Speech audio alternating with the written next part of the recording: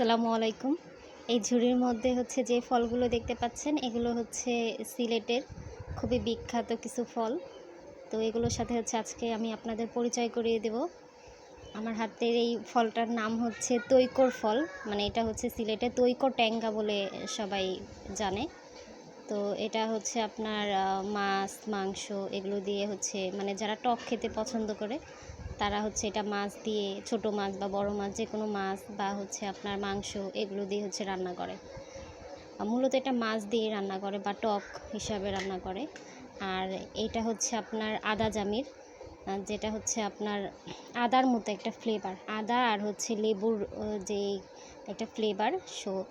মানে দুইটা এক হলে যে একটা ফ্লেভার আসে, সেই ফ্লেভারটা হচ্ছে এই আদা জামির থেকে পাওয়া যায়। আর এটা হচ্ছে আপনার ছোট মাছ, তারপর বড় মাছ বা মানে মাছের সাথে খায় বা যে কোনো তরকারির সাথে আপনারা খেতে পারেন।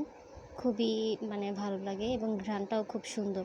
ভেতরেরটাও খাওয়া যায়, বাহিরের ছোকলাটাও হচ্ছে তরকারিতে দেওয়া যায়। আর ভেতরটা হচ্ছে লেবুর মতো। আর এটা হচ্ছে সাতকরা, আপনার সিলেটের খুবই বিখ্যাত একটা ফল এই সাতকরাটা। তো সিলেটের সবাই হচ্ছে এই ফলের খুব মানে প্রশংসা করে, আর তার জন্য আমিও নিয়ে আসলাম। আর এটা হচ্ছে আপনার মাংস, তারপরে মাছ এগুলো দিয়ে রান্না করে এবং হচ্ছে এই সাতকর আচারও হয়, খুবই মজার। আর খুব সেন্ট একটা অনেক সুন্দর ঘ্রাণ আসে এই ফলটা থেকে। তো আবার অনেক সময় কিন্তু এটা মানে তিতাও হয়। তো যেটা হচ্ছে তিতা সেটা হচ্ছে ভারী হয়, ধরলে আপনারা বুঝতে পারবেন এই ফলটা ভারী, মানে ওই সাতকরাটা হচ্ছে ভারী হবে। আর যেটা হচ্ছে আপনার তিতা হবে না সেটা হচ্ছে হালকা হবে, হালকা যেটা সেটা হচ্ছে তিতা হয় না। তো এটা আপনারা হচ্ছে মাছ, মাংস এগুলো দিয়ে রান্না করতে পারেন। আর এটা হচ্ছে আচার হিসাবেও মানে আচারও বানানো হয় এই ছোকলাটা। আর ভেতরের অংশটা হচ্ছে লেবুর মতো। আর এটা হচ্ছে আপনার জারা লেবু। তো এই লেবুটা হচ্ছে অনেক বড় সাইজের হয়। আমি হচ্ছে ট্রাই করার জন্য ছোট সাইজের যেটা সেটাই নিয়ে আসছি, দেখি কি হয়।